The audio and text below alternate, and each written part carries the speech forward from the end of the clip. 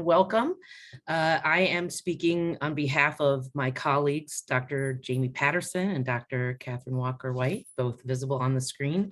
And we are co-presenting today with our wonderful student panelists, Dr. Damesia Starling, Janice Moore, and Laquanda Thomas, who will be here and answering questions as part of our panel. Next slide, Alex. So one of the things that inspired this presentation and inspired us to reach out to the students who we support is Jamie and Cathryn and I, in our conversations supporting our students and working at the residencies, had started to recognize a very clear pattern. Women serving in dual caretaking roles were often, during the pandemic, working in K-12 settings or principals and superintendents, and then concurrently dealing with all kinds of COVID-related disasters inside their homes, often serving as dual caregivers. Some of us on this call are caretaking for dependents as well as our elderly parents. And so we started collectively making note of all the complex experiences our female students tended to be sharing with us and kind of helping us understand that while COVID-19 obviously impacted us all across the globe, it really hit our students who were trying to get their capstones written in a very unique way and required new skills from us to support the learners during this really chaotic time. So this is really the inspiration behind our presentation and why we wanted you to hear directly from the amazing women who are attending Walden, are our students and are also just dynamic caretakers in their own rights, in their schools, in their clinics, in their worlds. And again, this thought that our shared future has to be inclusive of all of the voices that Cathryn and Jamie and I get to hear in our daily work mentoring our students, but we don't know that all of our faculty have that wonderful opportunity. So this is really centered around the women who are learning at Walden and their experience, and it's through the lens of how we've been supporting the women who we work with in our classrooms. Next slide. So again, here's our panelists, and just a little bit more context for those who don't know us. Cathryn, Jamie, and I all work in the College of Ed, and where we work, we're kind of dealing with predominantly higher ed adult learning, but Dr. Walker, I think you have more of a breadth of students, but me and Jamie kind of work more with higher ed and adult learning. Cathryn, I'm not sure exactly, you're in CIA, right?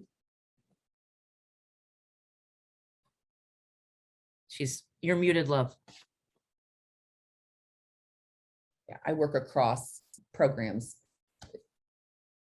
So again, our topics vary. At the residency, we have every single specialization. So we just wanted to, we're not pigeonholing it in adult learning, but boy, our adult learners cried out for new and unique things from us, and we want to honor that request.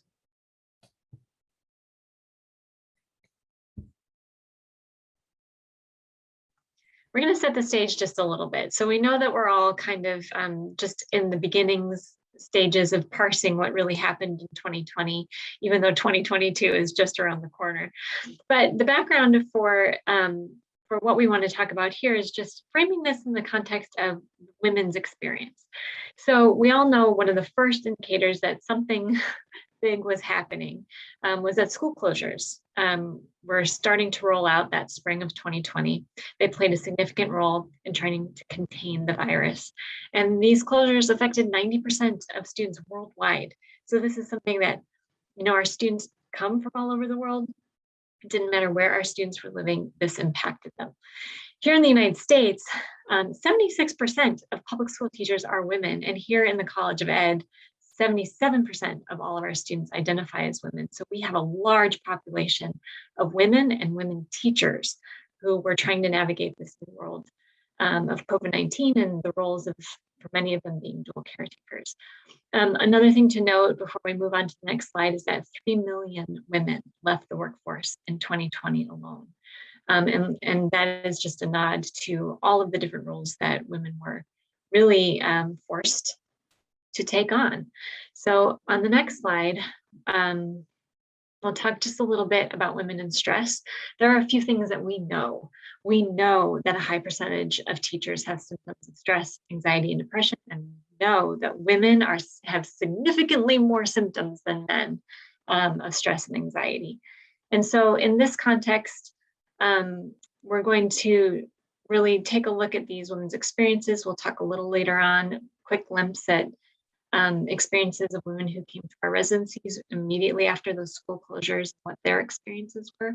But first, we're going to talk a little bit more about this in the context of emotional intelligence.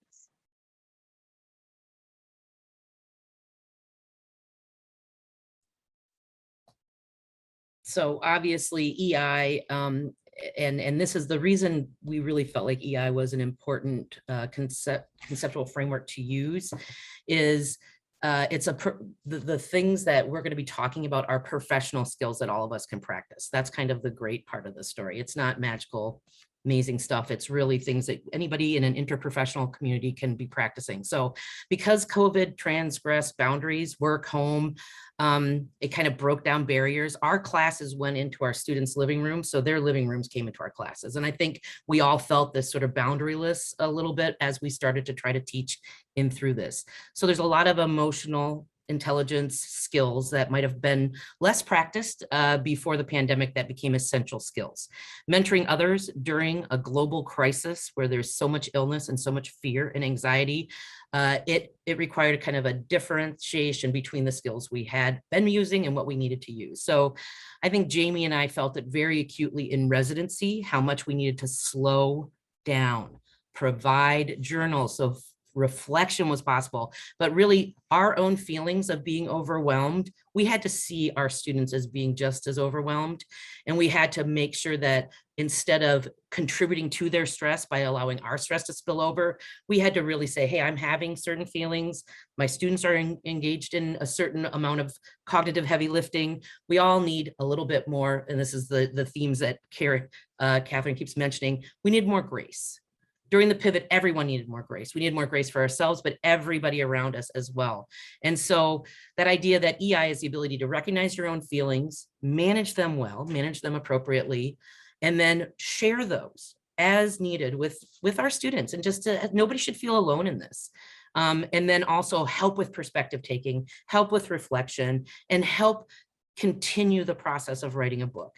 I think everybody recognizes there's certain things we put down. I was in an MBA program when COVID began. I couldn't learn the way I wanted to learn and continue to teach. I had to kind of make a choice during that change. So I think a lot of people recognize we know certain things to be self-evident.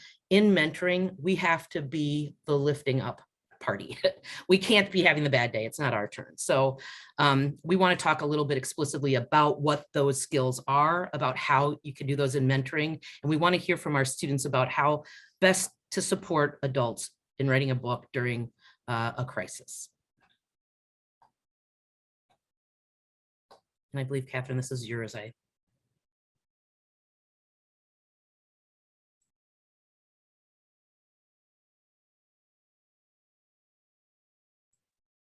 Cathryn, you're mute. Okay. Oh, you're muted, Cathryn. Yeah, okay, I think I'm okay now. So at work, we are constantly displaying the aspects of emotional intelligence. And I think especially during this pandemic, we've been called to expand and stretch ourselves and demonstrate that ability, as people use the word, to pivot, to give abundance of grace, to be compassionate for the losses that our students were experiencing, for the pressures that were being put on them in terms of students at home who were hanging probably around their knees when they were trying to type or write or Zoom with us. The meals that they were having to prepare while still typing and writing and getting those revisions in. And all at the same time, maintaining that centeredness and ability to keep it in the middle of the road, so to speak, so that you can keep moving forward and not fall off the tracks. So I think that this experience, and I say at work, because I think when we are in school as doctoral students, we are at work. That is our work, as well as the other perhaps jobs that we have as mom or employee or whatever, caretaker. So I think that there is an assumption in society that women will take on these roles no matter what. I mean, other people perceive that women will do this, and that is what the research does tell us. Even though it may not be true for a particular woman, that people perceive that women will be the one to take care of the family. If you go for a job interview, that's the assumption that researchers have shown that is actually floating around in someone's brain, which I think is really quite interesting, and probably most of us do, but not all the time. But think about those concepts and how that might play out in terms of how people perceive our capacity perhaps to get those jobs and perform well in those jobs. So turning it back to you, Laurel. So again, the creative problem solving that we all witnessed with our students. I mean, Cathryn and I and Jamie were just talking before we started about some of the other students whose stories didn't even enter in here, and you know, giving birth and then 6 hours later typing your corrections. The kinds of things, the tenacity of our Walden EdD students is so over the top amazing. And so this is really an opportunity to spotlight their accomplishments and all of their hard work. And we wanted to make sure that we could contextualize it a little bit around what we're all going through and what higher ed and K-12 is going through right now as educators. The next slide, I think one more. All right, so this is sort of the buckets of skills. And of course, Janice, if you wanted to walk us through this, you absolutely, you and I have been living in the language that is reflected here. But again, these are the professional skill sets that are associated with emotional intelligence, that are demonstrable and that are practicable beautifully. And these different domains around self-awareness, our social awareness, our ability to manage our own self-control, be transparent, and then also that bigger bucket of relationship management. Writing a book collaboratively with your committee takes a lot of the bucket that relationship management and interprofessional communication. So this is some of the language that's used around EI that we wanted you to be familiar with before we go to those questions. So Janice and Dr. Starling, and I'm not sure if Laquanda has joined us, but the next slide has the questions, Alex. Brilliant. And Damesia, I don't know if you or Janice wanted to begin, but either one of you, if you wanted to start and answer that first question, if you could start with a brief introduction to yourself, kind of let us know where you are in the program, and then maybe start with your capstone topic. My name is Janice Moore English, and my capstone topic is hiring managers' perception of emotional intelligence skills of urban community college graduates. And where I am in the process is form and style. So I'm at the end of the process. Ha ha ha! Thank you, thank you, thank you. So I came to the focus of my study because I worked in workforce development and very closely with employers and the employer advisory committee at my local college. And many of them would say that community college was doing a great job of training graduates in specific job skills, but they lack critical thinking, problem solving, communication, and interpersonal skills. So I wanted to explore local hire managers' perception about the EI skills of community college graduates that they had hired for knowledge work roles, according with applying the Goldman theory and concept.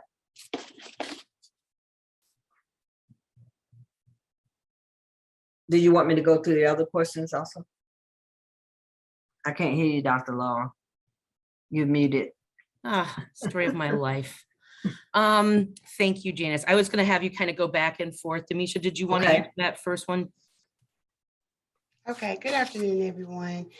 I'm actually a graduate of Walden, class of 2018. Yeah. So I'm done with the program, and I also got my master's through Walden. So my love for Walden runs deep.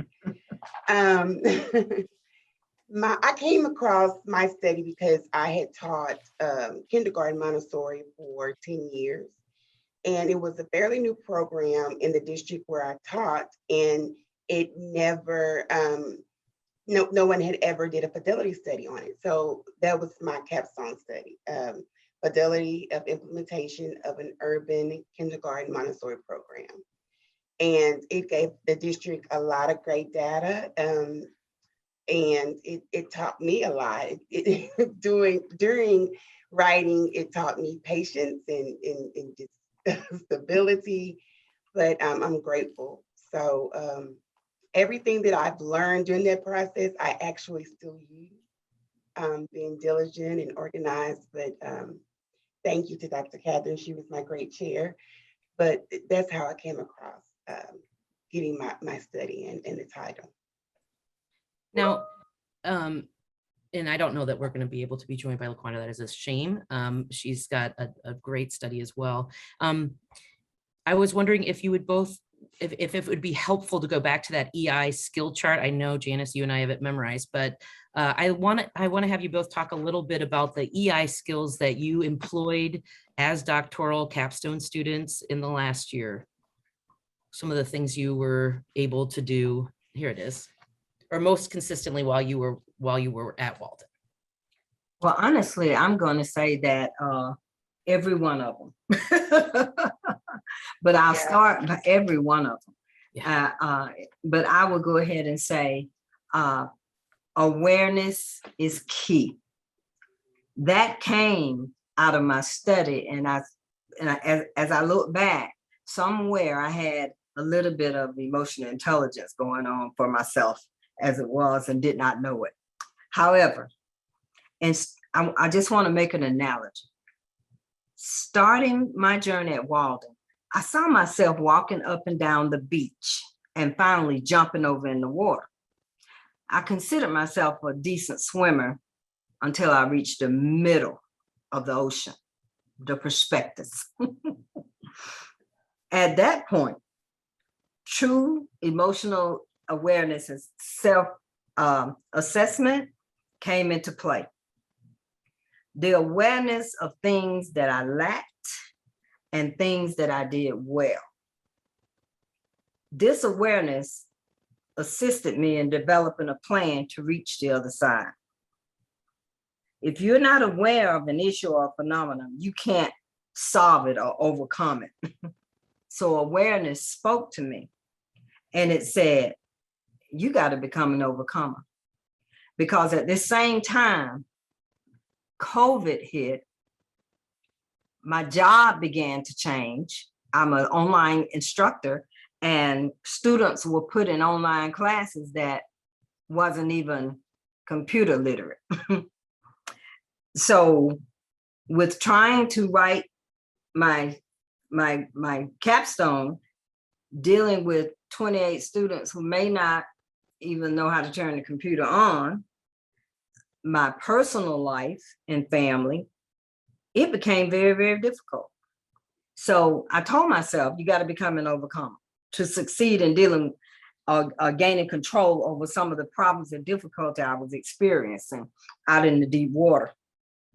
I had to build my self-confidence, and that you see that's part of that self-awareness domain. I had to build my self-confidence in the skills that I was lacking, or I felt I was lacking, to reach the other side. Awareness also spoke to me that I had to be resilient, which would give me the ability to adapt to stressors. Because man, I was really stressed with those students that didn't know how to use computer. And to maintain my psychological well-being, to face that adversity of my paper coming back and forth, back and forth, back and forth. And resilience would also give me the ability to bounce back. I had to be able to bounce back. I had to develop ways to accept feedback that maybe I didn't always agree with. So I had to have some self-control and that adaptability. And the next thing I would say, that self-awareness, self-management, self-control helped me develop my achievement drive, to be flexible and to take more initiative, which I tried to do during the pandemic. I said, what can you do other than just write? So getting to the other side of the ocean awareness was key to me. And it helped me to persevere, to stay persistent, despite all the delays and all the difficulty that was coming forth during last year, and it's with its good and bad. So the good thing out of it is that I did get to the other side.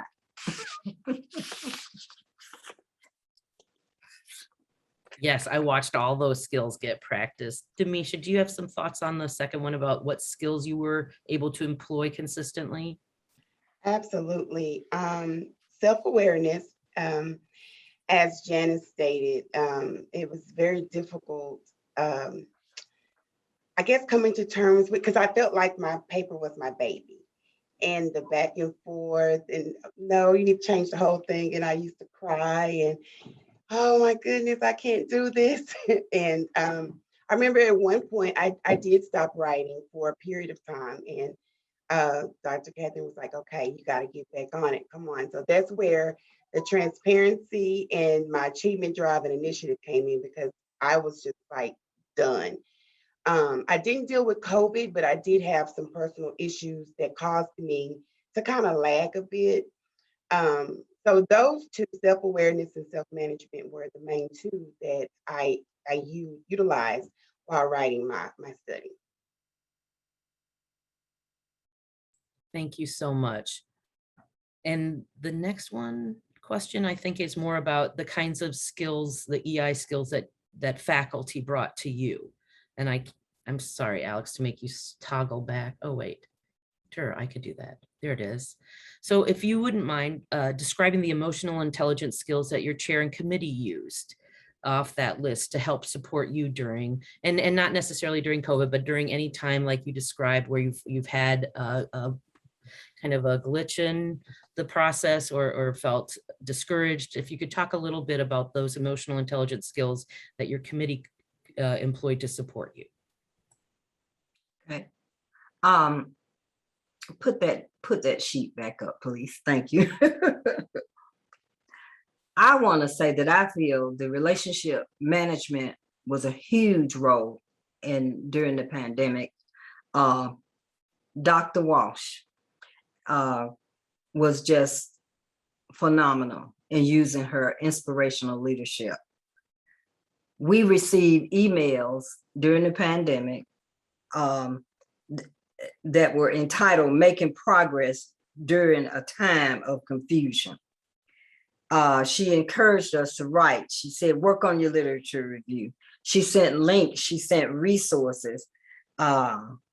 She said she would provide a flexible schedule if we needed it. So we were developed, we were influenced, and we were motivated. And I just want to read Goldman's, the definition of inspirational leader, what it means. It said, having the ability to inspire others to align their actions towards a common goal or vision to get the job done and to bring out others' best qualities along the way. Goldman also said that inspirational leaders are not the norm, that they are agents of positive change. So that's why I wanted this back up here so you all could see it. And he also said that people who exemplified inspirational leadership had strong emotional intelligence skills in all the other domains of emotional intelligence. So I want to say that I was uplifted by getting the email. She encouraged us. She got up under there. She said, work, work, work. I know it's a hard time. I know that everything is changing. I know that this is not what it needs to be, but she constantly and motivated us to finish our capstone. Now, one thing she did for me, most of all, I love her wit. She made me laugh when I didn't want to laugh, when I wanted to cuss. She made me laugh. It was just so inspirational. And the word is correct, inspirational leadership. And I'm sure up at social awareness that she was exuding empathy for us, because she knows what a arduous task it is to write a capstone. So I know she was practicing empathy, and I don't know her organization awareness and her service orientation. I'm sure all those things were intact. But what really, really spotlighted to me was her inspirational leadership style. Just helped me not lead the program, because there were times it like, you know, you want to give up, and you got someone that make you chuckle and say, oh, go back and write that, you know, you can do that. So that was very helpful for me. I told you we were going to have fun, Janice. I know at points that you said that that's about almost next to impossible, but we spend too much time in every part of our life stressed and drained. And that time when we can connect around your capstone and we're working on growing something together, man, that's precious. And we've got to be able to smile a little bit. Come on. Too much. All right, Damesia, would you address the kind of EI skills as well? We can put that back up. Absolutely. Dr. Cathryn, she exuded, to me, building bonds. I think we just shared a relationship pretty much. She motivated me. She encouraged me even when I didn't see the light at the tunnel. She was like, oh, you're almost there. And in my head, I'm like, no, I'm not. But she was definitely the motivating factor for me to finish, because she put so much of herself into me. We would talk. Her kids would be there. She would be fixing dinner or having dinner. We would still be on the computer. So she gave me so much of herself. So I felt like I had to, you know, finish for her, not only for myself, but for her. And we became a team. And when I finally got to meet her face to face at graduation, we just embraced and we cried, because this was a journey. This has been a 5-year journey. So we definitely built a strong bond. And even to this day, we text every now and then and check on each other. We hadn't forgot about each other. Like, she's a part of my life, and I feel I'm a part of hers. And I think it was this process. This process is very difficult. I think only the strong survives. And there are times I think it tests your ability to stay strong. But if you have a great chair that knows how to motivate you, she knew me. I think that helped a lot too. She knew my personality. She knew, okay, you can do this. And she knew when I was tired, when I needed a break. She'll say, hey, let's not talk for 2 or 3 days. We'll come back to it and we'll get to work then. So she knew me very well. And I think that helped a lot. One other thing I want to say, Dr. Walsh was willing to meet with us. We could have an appointment to meet with her, even on a weekly basis. And so many of my other friends and cohorts that have chairs said that they've never met with their chair. And that just really just blew my mind. I just couldn't even imagine someone going through this process this long without having some type of relationship, to the point that I kind of look forward to our weekly meetings. I depended upon them because I truly trusted her feedback, and I wanted her feedback. You know, I almost like depended on it. But I just want to say that was one thing about her, that, you know, you can develop other people if you are willing to give of yourself and your time and your knowledge. And that's what she did. And I want to say too, Janice, the beauty of adult education is the exchange. And I've learned so much from you. I mean, the first impulse I had when asked about, you know, mentoring was EI. It's all EI. So I'm so appreciative that we're able to describe this in the context of something you introduced to me. So teaching, when you're doing it right, is learning. If I stopped learning from you and you would be able to tell. And I think that that's where it all breaks down. And EI is work. It is a professional set of skills that you do well and you practice and you have efforts. And I had a wonderful mentor around feedback in EI, Martha King. I don't know if anybody's ever worked with her in the Writing Center, but she was her whole lens on providing feedback was nonviolent communication. And just this idea that feedback can hurt so much that we have to be so careful and so mindful that when we deliver it, it feels meaningful and actionable and not punitive.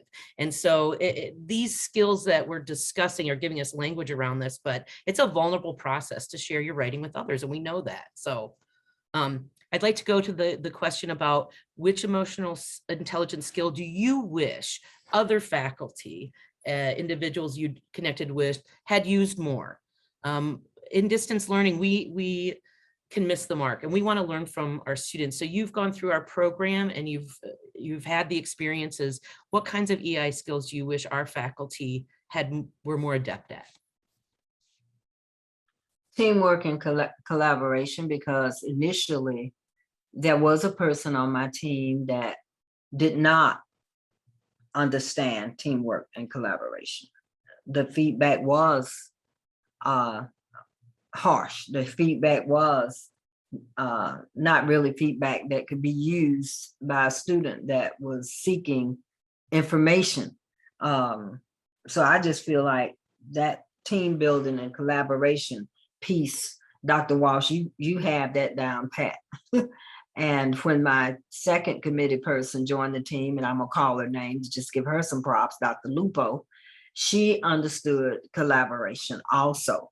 So when Walden put together a committee for a student, the student doesn't have any say-so. So therefore, everybody doesn't work well together. So that's something, that's when I felt like I had to improve my initiative to take control of that particular situation, to make it better for me as an adult. Also, I could be in the role of a student, but I also had to be in the role of being in control of my own success. So, and understanding that sometimes people just don't G and ha. So, yeah. Damesia, anything you want to add to that? Yes, I had a couple of professors that lacked empathy. I think they forgot what it was like to go through this process, to work a full-time job and try to be successful in this program. And feedback was harsh a little bit and not really helping. It was just, this is how it is, and which I get being an educator, but sometimes you got to have empathy and meet your student where they are and not always say, this is it, this is how it is.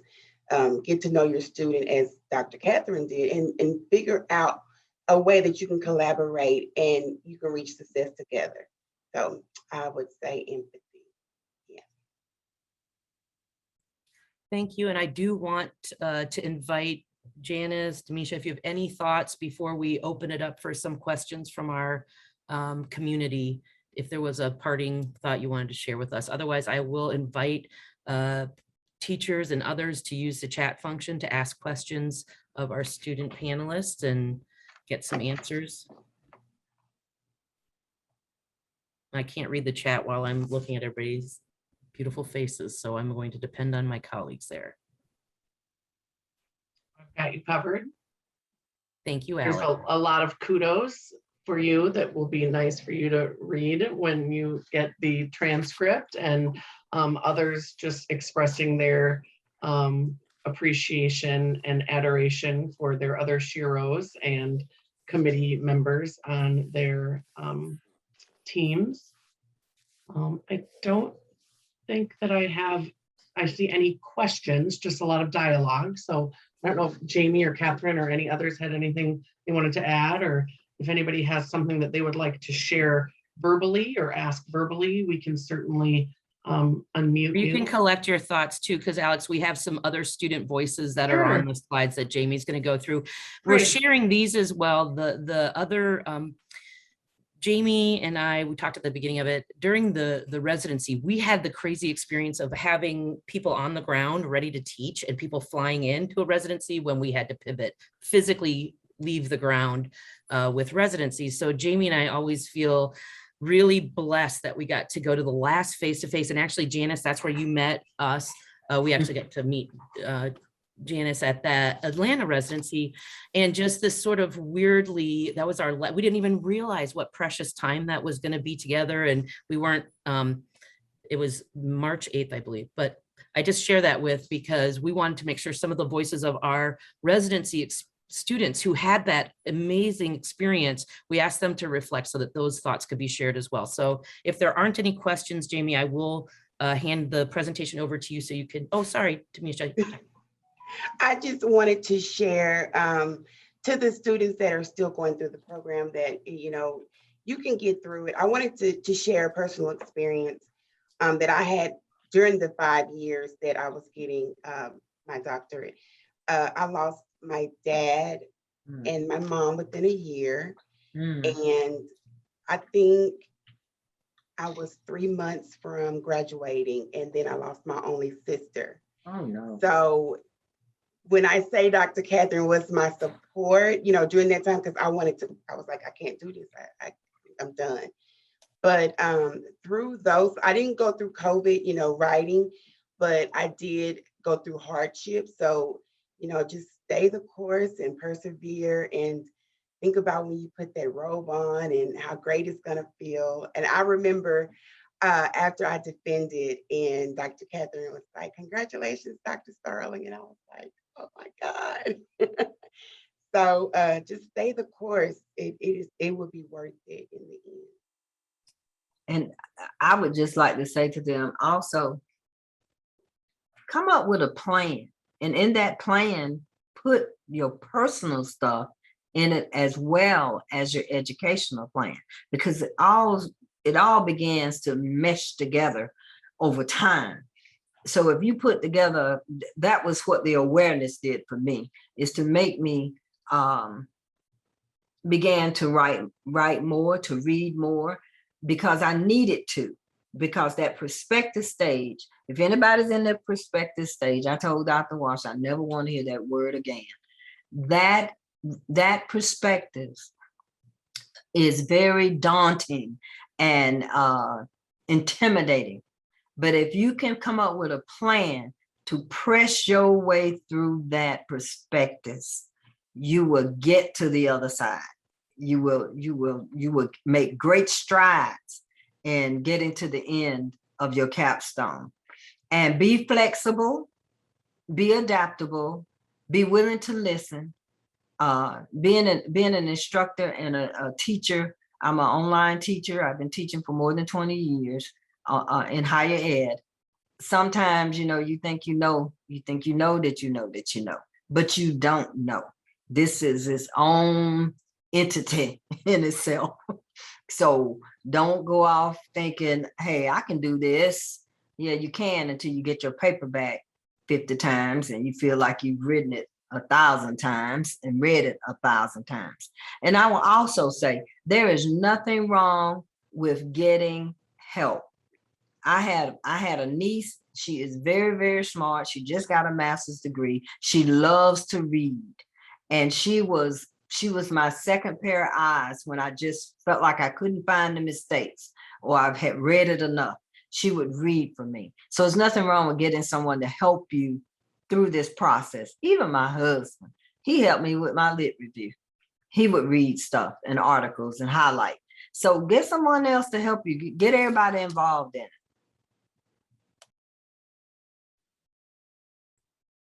That is so very true. And Janice, thank you so much for that, adding, not everybody wants to read excerpts from our lit review, but when we find a willing victim, #family member, we have to involve everybody. there's not such a thing as not enough eyes on the prize. So that is such a great addition. Thank you, Janice. And now it looks like Jamie's ready. And there's also some questions, I believe, for you guys. Yeah, we're ready. We see that the clock is running short, so we'll just, and we anticipated that. It was really important to us that we really kept the focus on the student experience. And thank you so much to Dr. Starling and to Janice for coming and sharing those experiences with us. Like Laurel said, we also wanted to include the student voice in the form of kind of a time capsule. So on the following slides, we have quotes that came from that very first Zoom residency that we did for our EdD students. And we asked them, again, knowing that the majority of our students were women, majority of them were teachers, we asked them to talk about the work-life balance. And so we have a series of, 5 or 6 quotes that will really encourage you to download these slides and read through. And we'll just ask Alex if you could just kind of spin through them slowly so that people can see. It's just straight from the students and what their experiences were during that time when there were so many unknowns. Just talking about what it was like for them. And eventually we'll get to the end and you'll see we did include one male voice, just one at the very end, just noting that he didn't know how hard it was for him as a single childless man. And he was just showing empathy. Didn't know how his colleagues were moving through the pandemic and maintaining their lives as students and as teachers as well. So with that, Cathryn or Laurel, anything that you'd like to share to wrap up? Well, I just wanted to add that a lot of the voices of the students that you're reading right here, they were hoping to contribute towards our better understanding. And this is an example of Jamie and I trying to build more reflection, more discussion boards around the lived experience of getting their capstone work accomplished or their doctoral coursework accomplished. The pivot is a very general phrase that's being used, but it's been felt so personally in our K-12 educators and our adult. As Janice mentioned, she's teaching adults, but a lot of the students who were suddenly put into emergency distance learning, they weren't very well prepared. So we tried to use examples where our students are describing emotional intelligence, describing those competencies that they were developing in real time with us. And I want to give a really huge shout out to Jamie Patterson. During the residency, in a situation where we were doing emergency remote, you never stopped caring so deeply about the student experience and how our students were feeling. And you kept going back to it. How would this feel? How would this feel? And I just appreciate so much how you wanted the residency to get better. I kept thinking, Jamie, it'll be good if we just get the residency. You're like, no, this is an opportunity. We're going to make it even better. We're going to make our students feel seen. We're going to be better than we were in this modality because we have to be. They're all so giving of their own time. We have to be more present. We have to meet them all where they're going through all of this and not shy away. And so you see like the emotions that are coming through in a Zoom meeting. We see the tears. We're seeing our students having emotionally charged events and trying to respond to it. And again, Dr. Patterson, without your EI skills, none of this would have been happening.